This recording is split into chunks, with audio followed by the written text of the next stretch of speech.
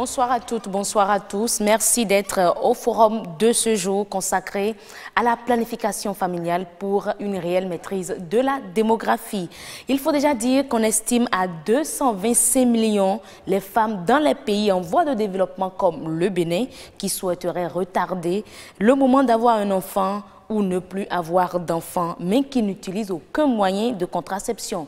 Comment pourront-elles donc atteindre leur objectif? Comment pourront-elles donc être satisfaites? Nous avons sur ce plateau des spécialistes qui peuvent nous parler de la planification familiale, les différentes méthodes qui existent. D'abord, je vais présenter celui qui représente le ministère de la Santé ici, sur le plateau, Dr Gaston Aounou, chef service planification familiale et santé des adolescents et jeunes au ministère de la Santé. Merci d'être avec nous ce soir. Bonsoir, docteur. Bonsoir, heureuse.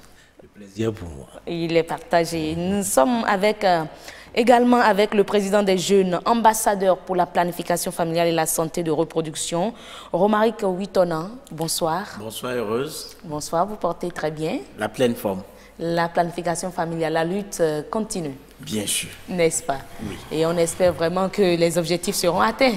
Bien entendu, avec l'accompagnement du gouvernement, bien sûr. D'autant plus qu'on a le ministère de la Santé ici. Je crois que la volonté politique accompagne déjà. Bien sûr. N'est-ce pas? Nous ne pouvons pas le nier. Ou bien. Oui. Alors, docteur, dites-nous, lorsqu'on parle de la planification familiale, quelle définition pourrait-on avoir pour éclairer la lanterne, surtout des dames qui nous suivent peut-être dans des zones reculées?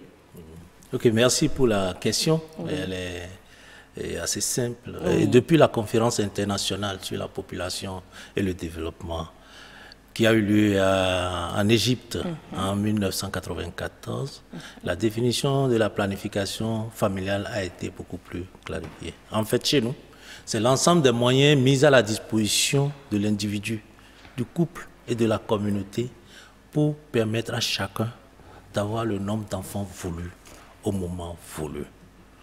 D'avoir le nombre d'enfants voulus au moment voulu. Ça, c'est une première composante, puisque ça a trois composantes. Et permettre aux couples infertiles, de donner aux couples infertiles la possibilité de procréer et de prévenir et de lutter aussi contre les infections sexuellement transmissibles, le VIH-Sida. En un mot, comme vous le voyez, il y a trois composantes. La contraception, la lutte contre l'infertilité et puis la prévention et la lutte contre les IST et le VIH-Sida. Et le VIH-Sida. Voilà, donc on parle de la planification, ce sont ces trois composantes-là qu'il faut avoir à l'esprit. D'accord, on va en revenir plus en détail tout à l'heure, mais lorsqu'on parle des chiffres, est-ce qu'on peut avoir des chiffres déjà dans notre pays lorsqu'on parle de méthodes de contraception? Est-ce que le planning familial est réellement chose réelle, chose effective dans notre pays? Que nous avançons. Nous avançons. Nous avançons, mais que nous n'avançons pas au rythme qu'on aurait souhaité. Sinon que le Bénin, quand même, avec l'ensemble des pays du partenariat de Ouagadougou, on va encore revenir à cette notion, a pris des mesures hardies pour améliorer le taux de prévalence contraceptive qui est quand même assez bas dans notre pays. En 1996, on tournait autour de 3%. Et d'après l'enquête démographique de santé de 1996, et l'enquête démographique de santé de 2001 nous a ramené quand même à 7,1%. 5 ans après l'enquête de 2006, nous tournions autour de 6,2%, donc on avait perdu 1 point. Mais après, la dernière enquête qui a eu lieu, c'était en 2011, nous tournions autour de 7,9% pour les femmes en union. Mais il y a eu une dernière enquête. Ok, là c'est pour les femmes mariées qui vivent maritalement. Voilà.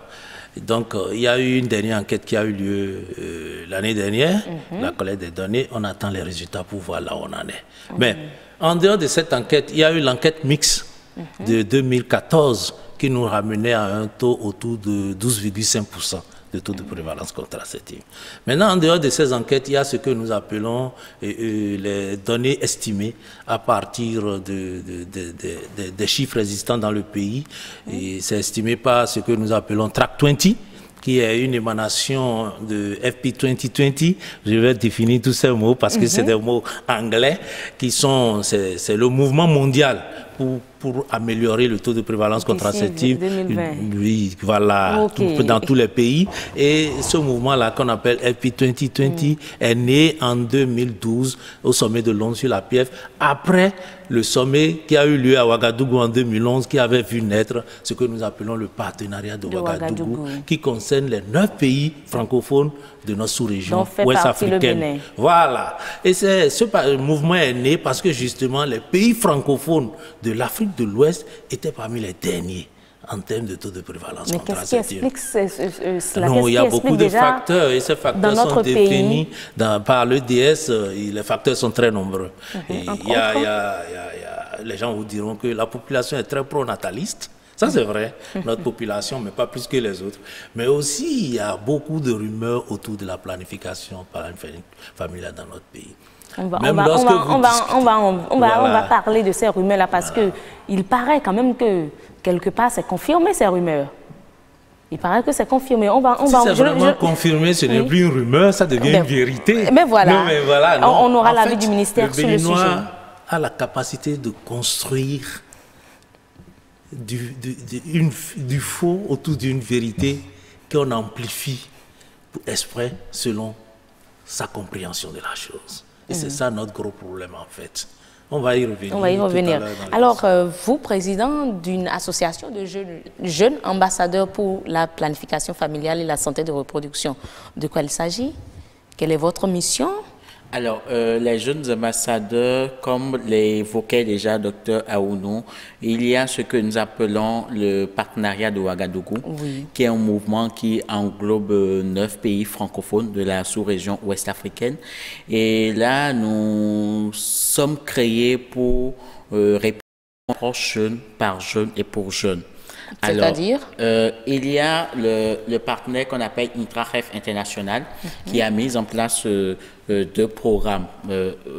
D'aucuns auraient voulu appeler le partenariat un mouvement, mais l'autre programme, c'est en fait le Civil Society for Family Planning qui a imposé, qui a fait asseoir dans les 9 pays dont nous parlions tantôt, ce qu'on appelle la coalition des organisations de la société civile pour le repositionnement de la planification familiale.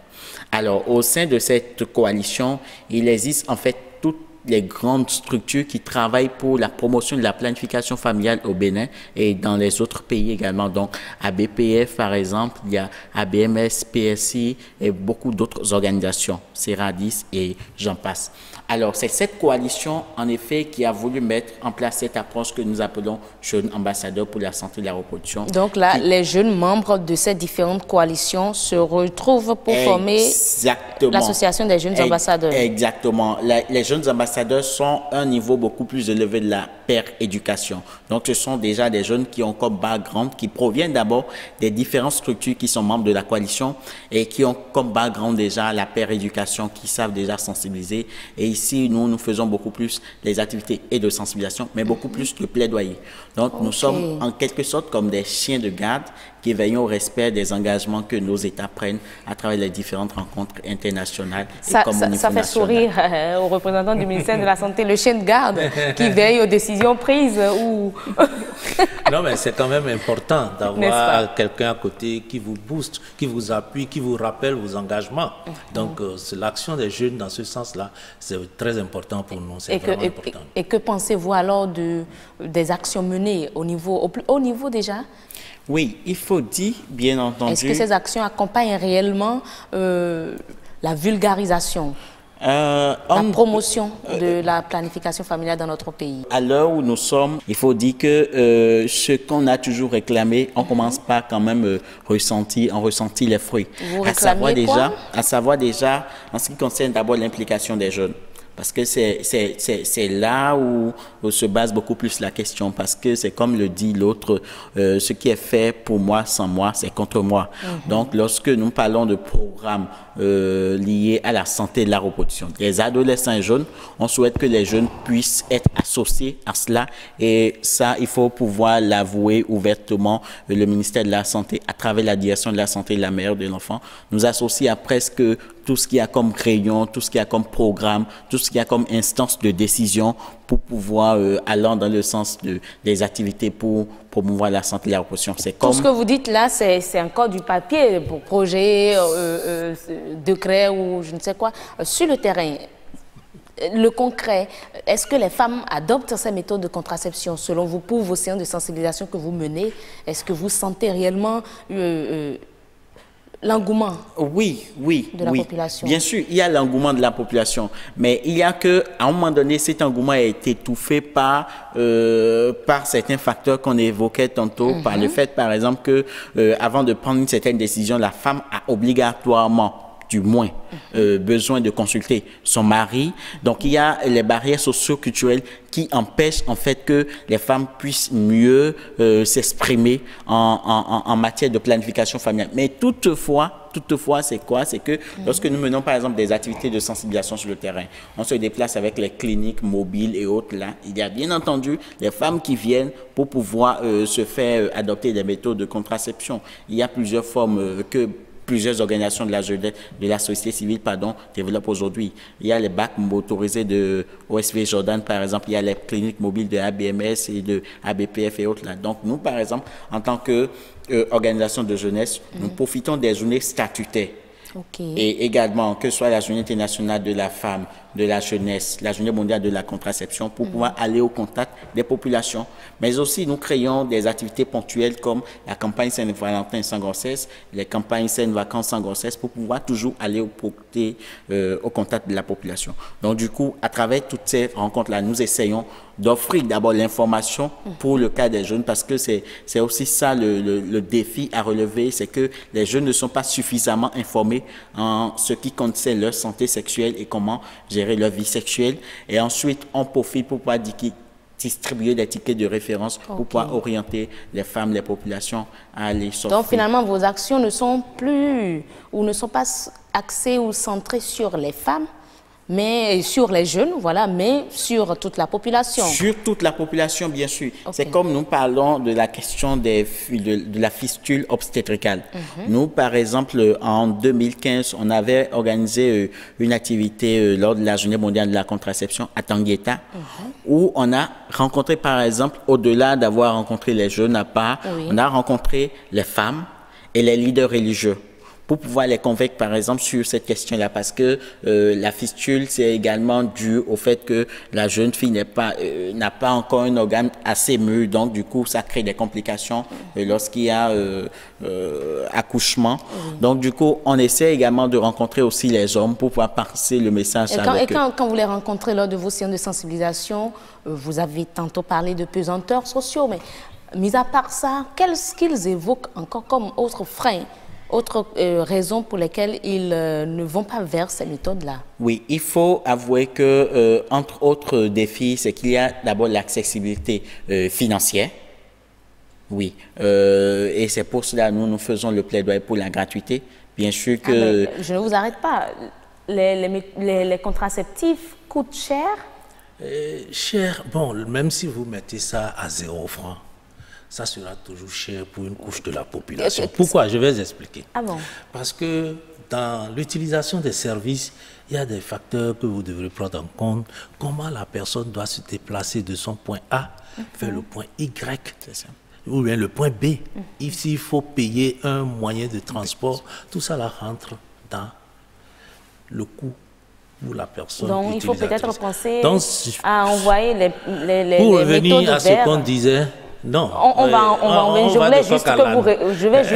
voulais juste que vous répondiez à cette question. Maintenant, mis à part la je n'ai cherté... pas encore répondu. Parce que justement, les produits contraceptifs sont fortement subventionnés dans notre pays. Ce n'est pas le prix d'achat qu'on utilise lors de la prescription. Lorsque vous prenez, par exemple, le Jadel, les implants, j'avoue que j'ai oublié combien ça coûte, mais nous cédons ça officiellement à 500 francs à l'utilisatrice. C'est le prix officiel. Là, c'est les deux bâtonnets là, voilà, justement. comme allumettes là.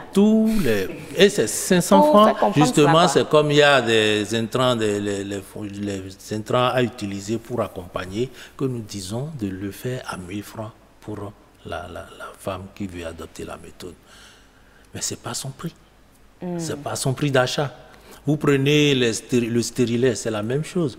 Les injectables, ce n'est pas le prix. Donc les produits sont fortement subventionnés. Mais il est toujours dit que même lorsque c'est subventionné, il y aura une couche qui n'aura pas toujours accès à l'utilisation. Et cela est démontré lorsque, comme l'a dit Romaric, lorsque nous faisons les campagnes d'offres gratuites, on a toujours de nouvelles acceptantes des produits contraceptifs. Donc, si c'est gratuit, elles vont y adhérer. Autre cause, mis à part la cherté et c'est un peu pour me rejoindre à Dr Aoudou, à savoir qu'il y a également l'accessibilité géographique. Donc là, il fallait forcément se déplacer. Peut-être que le centre de santé ou le centre convivial est assez loin du jeune ou de la jeune femme. Et il y a également l'ignorance, parfois. Et ignorance accompagnée tout de suite des stéréotypes, des idées préreçues sur l'utilisation des contraceptifs. Et pourquoi vous dites ignorance? Parce que vous avez été formé. Voilà, vous savez, c'est comme le dit, qui a l'information a le pouvoir. Vous voyez un peu. Et ce qu'on note beaucoup plus et qui est un peu dommage, c'est quoi? C'est que les femmes dans certains milieux vont se mettre sous contraceptif comme un peu des pains. Genre, mon voisin ou ma voisine s'est mise sous telle méthode, alors tout de suite, c'est ça moi-même je veux. Et avec peut-être, excusez-moi, la complicité de certains agents qui ne sont pas qualifiés pour l'offre de ces services-là, voilà. Normalement, avant de se mettre sous une méthode, vous devez passer par ce que nous appelons le counseling. Vous devez aller dans un centre de référence où vous allez pouvoir discuter. On parle de consentement éclairé sur la question et c'est vous-même, en fonction de ce qu'on vous dit, les modes d'utilisation de la méthode et également ses effets secondaires. C'est plutôt ces effets secondaires-là que nous transformons en tout ce que nous entendons comme risques et autres là. Non, ce sont des effets secondaires. Et docteur, les effets secondaires sont différents des risques? Oui, ce n'est pas la même chose. Tout produit a d'effets secondaires. Tout médicament que nous utilisons a d'effets secondaires. L'aspirine a d'effets secondaires, n'est-ce pas? Le paracétamol a d'effets secondaires. Les produits contraceptifs aussi ont d'effets secondaires. Mais seulement que les effets secondaires sont connus. Et comment les gérer, on les connaît aussi. Quels sont ces effets secondaires-là? Pour les méthodes hormonales, vous savez, les méthodes hormonales, souvent ce qu'on utilise, c'est des hormones qui sont dans l'organisme de la femme. Ce n'est pas des hormones étrangères. Et il y a deux hormones qu'on manipule souvent. C'est la progestérone, qu'on met sous forme synthétique, le progestatif, et l'œstrogène que nous manipulons. Donc, dans les pilules combinées, par exemple, vous avez les deux. Dans les injectables que nous avons dans notre pays, que sont le Noristera, le Dépôt-Provera et maintenant le Sayana Press dans certaines régions, vous avez le progestatif. Dans les implants, vous avez le progestatif, les implants que nous utilisons. Ce sont ces méthodes hormonales-là qui donnent beaucoup de troubles et le plus souvent, c'est les troubles liés au cycle menstruel. Raison pour laquelle vous allez entendre des femmes dire depuis que j'ai commencé par adopter telle méthode, je n'ai plus mes menstrues de façon régulière. Ça, c'est possible. Et souvent, les 3 premiers mois, il y a des troubles chez la femme. Beaucoup d'entre elles n'attendent pas que les 3 mois finissent, puisque vous avez mis un corps étranger. En fait, on ajoute la dose qui est déjà dans l'organisme pour donner au cerveau une information que la femme n'a plus besoin d'ovuler, par exemple. Le cerveau dit, si j'ai telle quantité d'hormones, normalement la femme n'ovule plus, donc il n'y a plus d'ovulation. Et sans ovule, il ne peut pas avoir grossesse. Et lorsque la dose disparaît après, vous parlez de la réversibilité des produits que nous utilisons, et la femme peut avoir son ovulation et peut tomber enceinte s'il n'y a pas d'autres problèmes qui se sont ajoutés en temps dans son organisme. Donc c'est pour dire que les hormones qu'on utilise ne sont pas des hormones étrangères à l'organisme de la femme. Mais comme tout produit, ça peut produire des effets secondaires. Et ce sont ces effets secondaires que les gens amplifient, manipulent comme ils veulent. J'ai plein d'exemples. Des exemples que je peux vous donner et vous allez comprendre. On a les plaintes également des populations.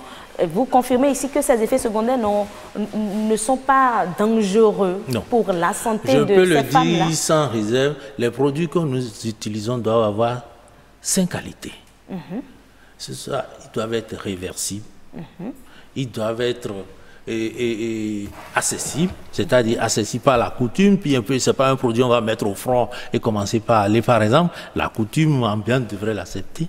Ils doivent être sans danger, et comment on dit même, j'ai oublié le mot adéquat, et l'innocuité, voilà, je pense, hein, et ils doivent être surtout des produits réversibles. Je ne sais pas si j'ai parlé de la réversibilité. Bon, en fait, donc l'innocuité des contraceptifs est garantie.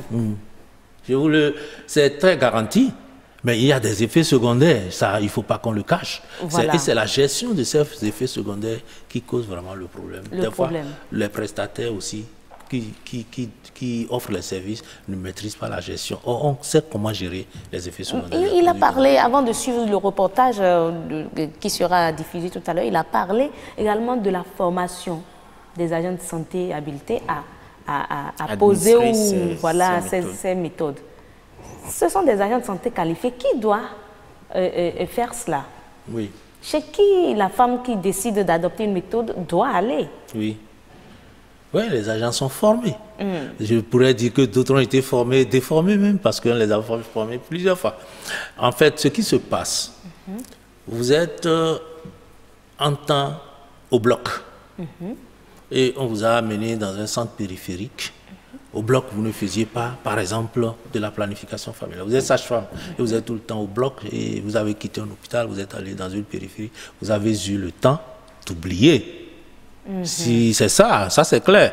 C'est pas tout ce qu'on a appris lorsqu'on était à l'école de médecine, on ne se souvient pas de tout. Même vous, en tant que journaliste, tout ce que vous avez appris, vous ne pouvez pas me dire que vous vous rappelez de tout. Vous êtes obligé de recourir à vos documents pour vous rappeler de certaines données. C'est exactement la même chose. C'est pourquoi on est obligé de recycler certains agents pour les remettre à niveau, pour qu'ils se rappellent de ce qu'ils avaient appris. Puisque désormais, la contraception, les produits contraceptifs, la PFR, est incluse complètement dans les curricula de formation des écoles de sages-femmes. Donc, le problème ne se pose pas à ce niveau. Parce qu'avant, les gynécologues disent que les sages-femmes ne sont pas autorisées à administrer ces méthodes-là aux femmes. Dans le même temps, les sages-femmes disent non, qu'elles sont formées, donc il y a un quiproquo. Non, il faut reconnaître que dans le temps, je vais vous dire, lorsqu'on avait amené les implants Norplan dans ce pays, bon, c'était des implants à 6 capsules qu'on avait utilisés dans le temps, donc ça n'existe plus aujourd'hui. Donc on disait que les premières personnes à être formées à l'extérieur de notre pays, c'était des professeurs de gynécologie et autres, là. Donc ils disaient, c'était pas permis aux autres. Si ce qui se fait, c'est une délégation de tâches. Et pour qu'on délègue, il faut que l'autre soit formé pour pouvoir appliquer. Aujourd'hui, le problème ne se pose même plus. D'accord. Puisque les sages-femmes sont qualifiées pour offrir les services de planification. Donc on va familiale. Chez n'importe quel agent de santé formé. On peut s'offrir le service. Formé là, est-ce qu'on va leur réclamer leur attestation? Non, du tout pas. Mais comment les reconnaître? C'est là le souci. Normalement, toute sage-femme qui travaille dans une maternité, tout au moins publique, doit être capable d'offrir les services de planification familiale. D'accord. Mesdames et messieurs, on va vous demander de suivre ce reportage réalisé par Rodrigue Bababouito sur la planification familiale. On aura un peu l'avis des experts en démographie pour qu'on puisse faire un peu le lien de la planification familiale à la démographie, à la maîtrise de la démographie. À tout de suite. Au Bénin, le taux de croissance démographique est de 3,5%. Donc, dans quelques années, si on y prend, la population du Bénin va doubler. Et cela pourrait être pareil dans le monde entier. La planète gagne environ 89 millions d'habitants par an. Et si rien n'est fait, la population mondiale pourrait passer de 7,5 milliards de représentants aujourd'hui à 9,8 milliards en 2050. Un brin de lumière semble tout de même apparaître, la planification familiale. On ne peut que passer par la planification familiale pour régler le problème de cette explosion démographique. L'espacement de naissance a des avantages. Au-delà de tout, la planification familiale sauve des vies. Il y a une dimension économique qu'on peut gagner dans la planification familiale. Avec les questions de taux de décès maternel, avec les questions de taux de morbidité. Devenue une obligation en matière de droits de l'homme de tous les pays, elle est définie comme l'ensemble des moyens utilisés pour réguler les naissances et a pour but de réduire la mortalité maternelle. Si une famille adopte une méthode de contraception, c'est qu'au bout de rouleau, la famille là, devient une famille heureuse parce qu'elle a le nombre d'enfants voulus et au moment voulu. Cependant, certaines contraintes sociales, surtout africaines, laissent perplexe quant à sa totale effectivité. La vie sexuelle reste et demeure dans certaines contrées et une bonne partie de la population une donnée qui va servir à procréer et non à disposer d'un plaisir sexuel. Du moment où vous n'êtes pas isolé des autres entités du temps et que les gens vous rendent visite et vous avez une femme et vous n'avez pas un handicap lié à votre vie génésique, mais l'homme est interpellé. C'est d'abord vos propres parents que vous interpellent, mais c'est quoi? Qu'est-ce que vous avez? Vous voulez économiser quoi? Il n'est pas perçu, il n'est pas accepté que la femme dispose encore de ses menstrues et qu'on constate qu'elle n'a pas toujours le ventre ballonné. L'Afrique subsaharienne concentre presque tous les records de fécondité selon l'ONU. Pour un monde moins plein, il va falloir changer de paradigme. Il faut déconstruire certaines perceptions. Et pour déconstruire, il faut travailler à long terme. Pour ce faire, pour approprier cette nouvelle donne-là à nos populations qui restent et demeurent attachées aux diverses pratiques. Si les mouvements de population sont le moteur de l'histoire, la démographie en dicte le destin. Bien contrôler l'économie passe également par un bon contrôle des naissances. Voilà, on retrouve les invités sur le plateau. Monsieur Witona, un avis sur ce reportage après avoir suivi les différents invités intervenants? Bon, on ne peut pas s'empêcher quand même de sourire un peu. Et il faut quand même avouer que le lien entre le dividende démographique et la planification familiale est évident. Pour pouvoir arriver à capturer le dividende démographique, on a forcément besoin de se servir de la planification familiale comme une arme.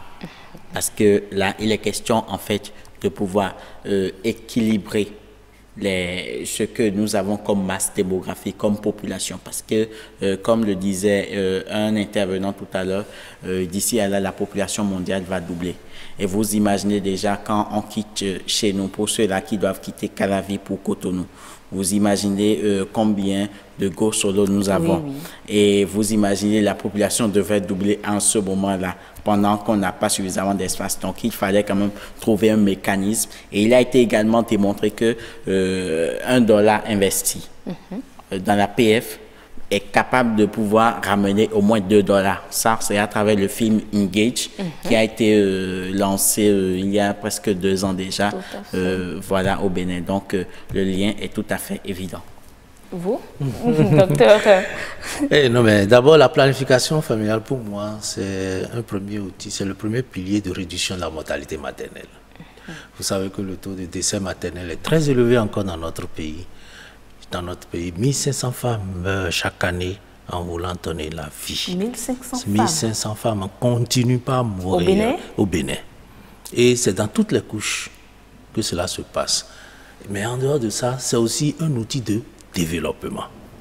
Moi, je donne toujours un exemple fort simple et très éloquent. Lorsque vous donnez 50 000 francs à une femme pour le microcrédit, et elle dit, voilà, je vais tout faire pour fructifier cet argent, pour me sortir de la pauvreté. Et pendant la période, elle tombe enceinte. D'abord, elle n'aura peut-être pas la capacité de fructifier cela. Et lorsqu'elle tombe malade, elle va dépenser cet argent. À la fin, elle ne pourra pas rembourser les 50 000 francs de microcrédit. Elle n'est pas devenue plus riche. Elle est devenue même endettée, plus pauvre à la fin. Donc, il faudrait que ça permette à la femme d'avoir la grossesse désirée. C'est surtout au moment où elle veut tomber enceinte qu'il faut que la femme tombe enceinte. Dire que tant que la femme a ses menstrues, il faut qu'elle porte de grossesse, ça c'était avant. C'était avant, lorsqu'on avait besoin de main-d'œuvre pour avoir le champ le plus grand. C'était avant, lorsqu'on avait besoin de plus de garçons pour dire qu'on est le plus riche de la communauté. Mais aujourd'hui, ce n'est pas ça. Élever un enfant, c'est plus cher que tout. Nous, on le vit, vous le vivez. Lorsqu'il est au CI, on dit, ah, je dépense beaucoup. Commencez déjà par la maternelle. Non, après, on dit, non, on dépense. Et il va à l'école secondaire, on dit, ah, ça, on dépense toujours. Mais il passe à l'université, là, le baccalauréat, on est content. Mais lorsqu'il va à l'université, ça devient encore plus difficile pour les parents. On dépense encore plus. Donc, si nous voulons donner une bonne éducation à nos enfants, gage du développement de notre pays, il faut que chaque ménage arrive à faire le nombre d'enfants voulus et au moment où il veut faire d'enfants. Et le seul outil, qu'on le veuille ou non, aujourd'hui, c'est la planification qui permet de le faire. Et comme on l'a dit, pour la capture du dividende démographique, il n'y a pas, il y a beaucoup de moyens, puisqu'on dit qu'on peut essayer de réduire la population par l'immigration, on peut essayer de réduire la population par la mortalité massive, on peut utiliser, mais ce n'est pas des moyens qu'on peut accepter. Donc le seul moyen acceptable aujourd'hui pour capturer le dividende démographique, c'est encore la planification familiale, qu'on le veuille ou non. Mais on va peut-être, si vous le dites, à certains endroits, on va vous donner peut-être l'exemple de la Chine ou d'autres pays vraiment peuplés qui, quand même, se sont développés. Voilà. Mais ça, vous avez posé une très belle question. Il y a des pays où la population est très peu nombreuse et ils sont développés. Il y a des populations, des pays où la population est très nombreuse, ils ne se sont pas développés. Il y a toute la gamme. Il y a des pays où la population est très nombreuse et ils se sont développés. Et pourquoi le bénéfice? Mais je prends l'exemple de la Chine. La Chine, particulièrement, avait... C'est lorsque... beaucoup oublient cela. Lorsque la Chine a dit un ménage, un enfant, c'est en ce moment que le décollage a commencé, le décollage économique. Il y a quelques années encore, il n'y a pas très longtemps, la Chine n'était pas un pays qu'on regardait. Mais aujourd'hui, c'est lorsqu'ils ont dit un ménage, un enfant, et c'est ça justement la démographie. Et aujourd'hui, ils ont déjà changé, parce qu'ils ont vu que, bon, maintenant, il y a plus de femmes, plus d'hommes que de femmes. Ils ont dit un ménage, 2 enfants. C'est ça, c'est en manipulant la démographie que nous pouvons atteindre le développement. Les gens prennent souvent un exemple. En 1960, dans les années 60-50, la Corée du Sud avait le même niveau de développement que nous. Mais ils ont compris qu'il faut changer le paradigme, il faut changer les normes. Et aujourd'hui, nous importons les véhicules Hyundai de la Corée du Sud, les Samsung, les téléphones, on a tout ça en main. Ça vient de la Corée du Sud parce que rapidement, ils ont su maîtriser la population. Ils ont su avoir un taux de fécondité, un indice de fécondité très faible. Nous sommes encore autour de 4,9 enfants par femme. Et ce qui inquiète même, ce n'est pas ça. C'est lorsqu'on déclare quel est le nombre d'enfants que vous voulez avoir. On a peur lorsque la femme dit le nombre d'enfants qu'elle veut avoir. Mais le nombre d'enfants, malgré les difficultés de la vie, un enfant aujourd'hui, c'est une richesse certes, mais c'est aussi une dépense. Si vous il y a également un intervenant qui l'a dit. Les rapports sexuels, ce n'est pas, en tout cas sous nos cieux, synonyme de plaisir, mais c'est de procréation. C'est aussi synonyme de plaisir. C'est justement, lorsque vous allez au village, il n'y a aucun plaisir, il n'y a pas de télévision, il n'y a rien. Qu'est-ce qu'ils font? Le couple entre dans la chambre, après 19 h, ils mangent. Ben là, c'est le plaisir, hein. C'est pas pour faire d'enfants qui rentrent dans leur chambre. C'est parce qu'il n'y avait pas de télé ni de téléphone. Je vous jure, c'est pour le plaisir qu'ils font ça. Mais finalement, c'est l'enfant qui sort. Mais l'enfant sort. Et l'enfant non voulu. L'enfant non désiré. C'est souvent ça qui sort. Oui, et c'est ça comme ça qu'on doit lutter nécessairement. Nous avons des jeunes, vous avez eu le temps de les voir grâce à mon réalisateur Arnaud Togbenon aujourd'hui. Prenez-vous qui prenez et présentez-vous et donnez votre avis. Est-ce que vous avez des suggestions? Vous avez des questions à poser? Le ministère de la Santé est là. Vous êtes d'ailleurs sage-femme. Voilà. Bonsoir à tout le monde. Oui. Je suis Styline Agbazaou, je suis sage-femme et également jeune ambassadeur pour la santé de reproduction et la planification familiale au Bénin. D'accord. Un avis sur ce que nous sommes en train de dire depuis? Oui, mon avis... En tant que sage-femme surtout? En tant que sage-femme, oui, la planification familiale aujourd'hui, c'est la solution. C'est ce qu'il faut déjà, en premier lieu, c'est une question de santé. C'est d'abord une question de santé et ensuite une question de démographie, comme nous sommes en train de le dire. Et déjà, une question de santé, certainement à cause d'un certain nombre de choses que vous vivez, un certain nombre de réalités que vous vivez. Bien entendu. Déjà peut-être au cabinet ou à l'hôpital. Oui, bien entendu. Une femme qui a accès à des soins de planification familiale sûrs et de bonne qualité, par exemple, elle peut avoir le nombre d'enfants qu'elle veut au moment où elle le veut. Elle n'est pas victime de grossesse non désirée. Elle peut subvenir à ses besoins parce que peut-être elle a un enfant, elle va qu'à ses occupations, elle a les moyens de s'occuper d'elle-même, de son enfant et de s'occuper de son ménage même en l'absence du mari et de programmer quand elle veut avoir un second enfant et ainsi de suite. Et ça dit que vous recevez des patientes qui sont parfois dépassées par le nombre d'enfants qu'elles ont. Bien entendu. Le nombre de grossesses? Oui, moi j'ai malheureusement une expérience qui m'a marquée quand j'étais à l'école des sages-femmes. Ce qui m'a vraiment motivée à être très active dans ce domaine, c'est que j'étais en stage dans une zone rurale au nord du Bénin où nous avons reçu une dame. Elle avait la quarantaine et elle était à sa 12e grossesse. La quarantaine? La quarantaine. 12 grossesses. Et elle avait 11 enfants vivants à la maison. Il y a eu des jumeaux au passage. Oui, c'est sûr. Je crois qu'il y avait une paire de jumeaux quelque part là. Malheureusement, elle est morte ce jour-là. Oui. Sur la table d'accouchement, l'utérus a craqué parce que ça commençait à devenir trop. Voilà, ça c'est l'expérience qui m'a le plus marquée. Voilà, donc le problème existe vraiment et c'est criard et la planification familiale, vraiment, ça sauve des vies. Ça sauve des vies. Oui. Alors, docteur, ça veut dire que je vous ai entendu depuis le début de l'émission pour limiter. Donc, ce n'est pas pour arrêter. Non. Nous, notre programme ne promeut même pas la limitation. La limitation. C'est l'espacement des naissances. Il faudrait tout faire pour que la femme ait de grossesse juste au moment où elle veut l'avoir et respecter aussi l'intervalle intergénésique. Nous disons souvent que entre un accouchement d'aujourd'hui et une autre grossesse, il faut au minimum 2 ans. Pourquoi? Pour permettre à l'utérus de se reposer. Stéline vient de donner un exemple, puisque l'utérus étant utilisé tout le temps, ça craque à certains moments. Des ruptures utérines peuvent arriver. Donc, il faudrait respecter l'intervalle intergénésique et permettre à la femme de se reposer et d'avoir d'enfants justement au moment où elle peut l'avoir. C'est très important cela. Lutter contre les grossesses non désirées qui sont cause des avortements clandestins, qui sont cause de décès de notre femme ou bien qui donnent des hémorragies. D'accord. À côté de vous, vous avez encore quelque chose à ajouter? Ça peut aller, d'accord, oui.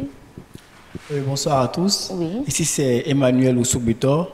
Je suis juriste en fin de formation à l'Université d'Abomey-Calavi. Je suis pigiste au programme Amour-et-Vie. D'accord. Alors voilà encore, je dirais que, mis à part l'association des jeunes ambassadeurs, voilà encore un autre programme qui s'investit également dans la planification familiale et tout. Comment vous travaillez sur le terrain? Déjà, je vous remercie pour l'invitation et je pourrais dire à Amour et Vie, on exécute beaucoup de programmes, et spécialement le programme Amour et Vie est spécialisé pour défendre les droits, la cause de la jeunesse, en matière de sexualité. Et parlant de sexualité, déjà la planification familiale, sur le terrain, on sensibilise déjà les jeunes.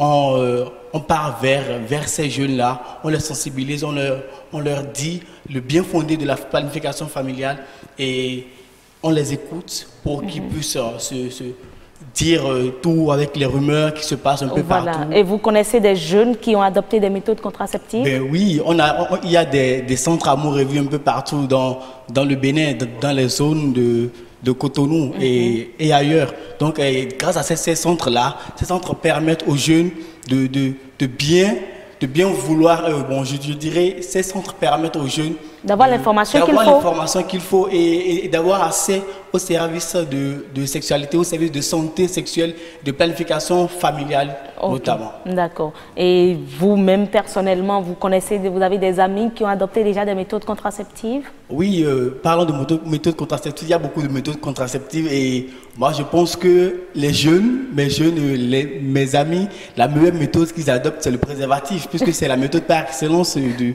la planification familiale. Ok. Donc, beaucoup de jeunes adoptent les méthodes contraceptives. Pourquoi pas les autres?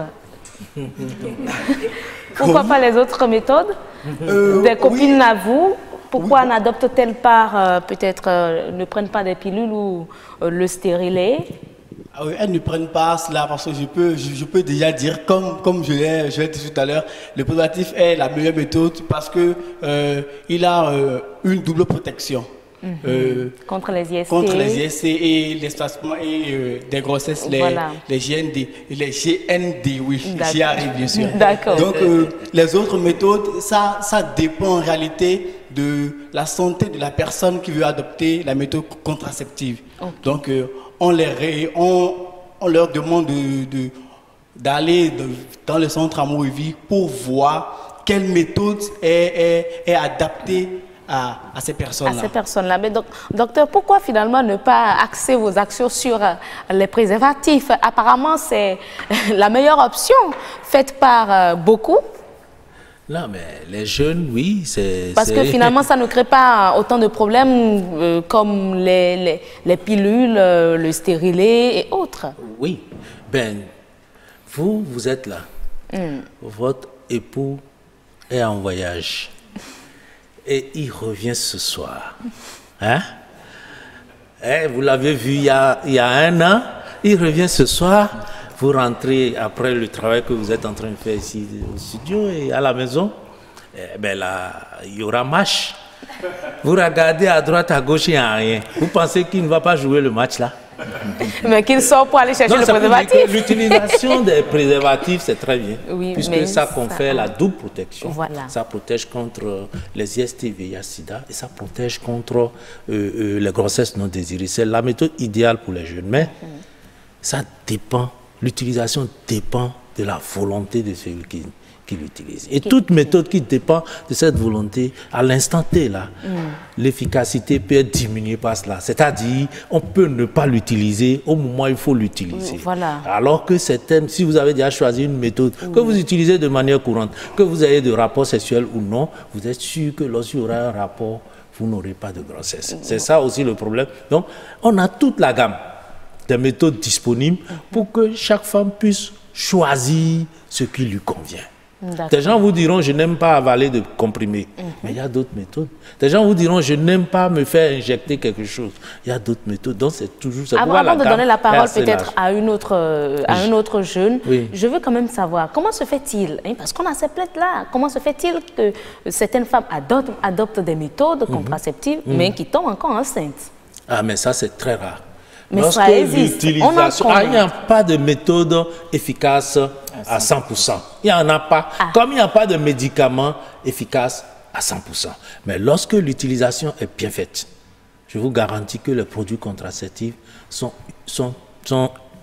efficaces à plus de 98%. Mais finalement, quelle est la meilleure méthode? Toutes les méthodes sont bonnes. Toutes les méthodes sont bonnes, mais ça dépend de chacun. L'utilisation dépend de chacun. C'est pourquoi on dit qu'il faut faire le counseling et la femme choisit la méthode qui lui convient. Se connaissant elle-même, c'est elle qui choisit ce qui lui convient et ce qu'elle peut utiliser ou bien le client peut utiliser de manière continue. On va remettre le micro à un autre jeune ou une autre jeune. Présentez-vous. Bonsoir. Oui. Moi, c'est Gloire Ayetolou. Je suis pigiste au programme Amour et Vie. Je suis aussi chargée des relations extérieures de l'association Jeunes Volontaires pour la Santé. Ok. Alors, vous avez des questions à poser peut-être au médecin ou... Pas de questions à poser. Oui, l'apport que moi j'ai à donner, c'est dire que je suis partie d'une expérience plus ou moins douloureuse. C'est la perte d'une amie qui est morte des suites d'un avortement. Et je me suis dit, si plus tôt elle a eu l'information, elle aurait pu peut-être éviter cette grossesse. Et pour reprendre la phrase de Madame Fatima Tassi, directrice du partenariat de Ouagadougou, elle dit « Chaque avortement réalisé est un échec de la planification familiale ». Aujourd'hui, je crois que le combat n'est pas que de rendre accessible, de rendre disponible, c'est aussi d'aller près de la population pour leur faire comprendre les enjeux.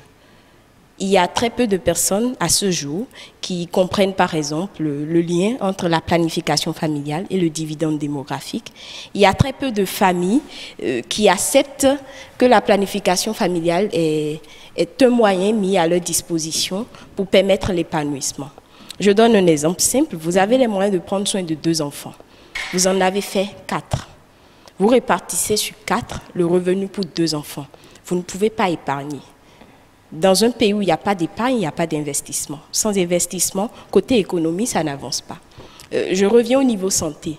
Lorsque vous avez les moyens de prendre soin de 2 enfants, vous en avez 4, il y a précarité des services de santé. C'est-à-dire ici aujourd'hui, avec 2 enfants, vous avez la capacité de vous rendre dans un centre avec 20 000 francs.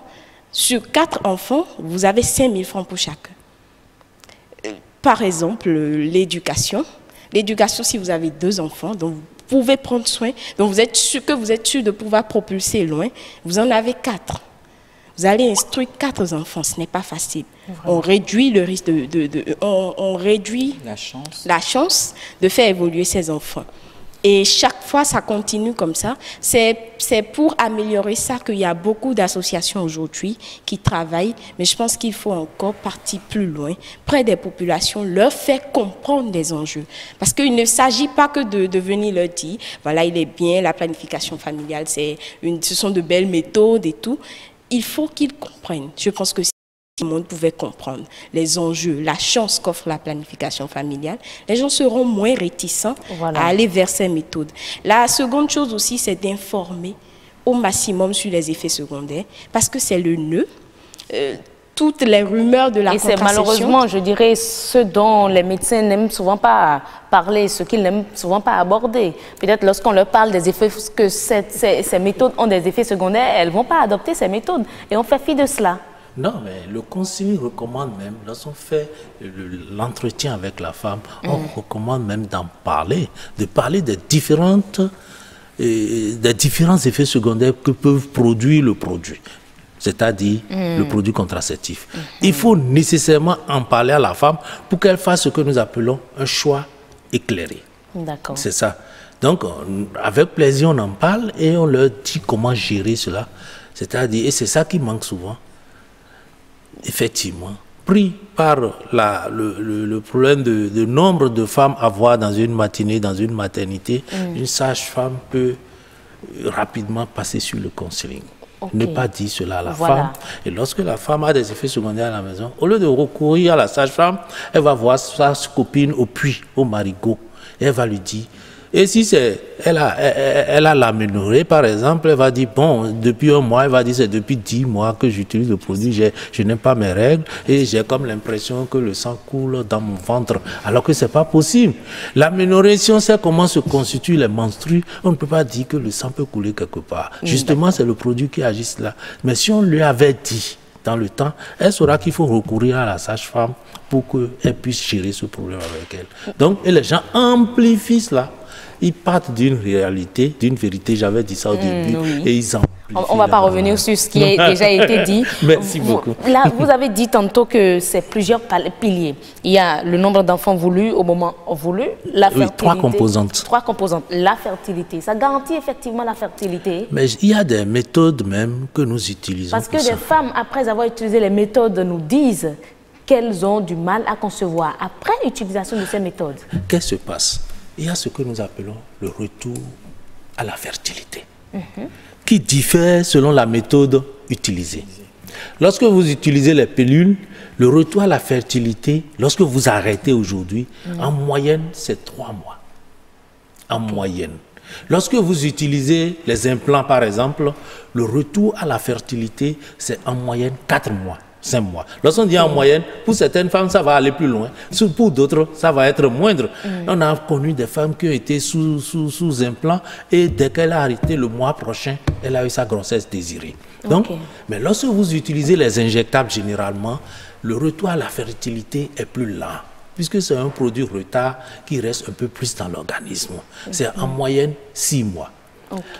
Supposez une femme qui a utilisé sa méthode et par exemple, vient de poser son chéri, attendre 6 mois dans notre pays après un mariage, c'est trop loin. c'est trop loin pour eux. Ils disent que c'est parce que j'ai utilisé la méthode là que je n'ai pas le retour à la fertilité. Bon, on a assez parlé des femmes, on a assez parlé de oui, tout ce qui se passe. Parce que la plupart des méthodes... Est-ce que c'est le préservatif seul qui est disponible comme méthode contraceptive pour les hommes? Ça, parce que lorsqu'on parle de méthode de contraception, on parle les souvent méthodes des de couple. Si vous prenez le collier du cycle, personne n'utilise. En fait, c'est efficace cette affaire-là. Bon, moi, je l'appelle affaire parce que...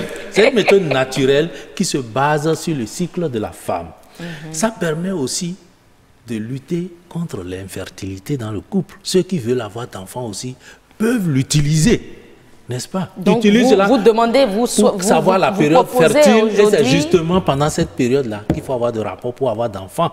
Ça permet de déterminer la période de fertilité. Si vous prenez les pilules, les COC, les œstroprogestatifs, elles permettent de régulariser le cycle. Lorsqu'une femme vient en consultation et dit « je n'arrive pas à avoir d'enfant » et vous lui demandez, dit que j'ai des règles irrégulières, la première des choses, c'est de lui prescrire des pilules œstroprogestatives. Donc, qui sont des pilules.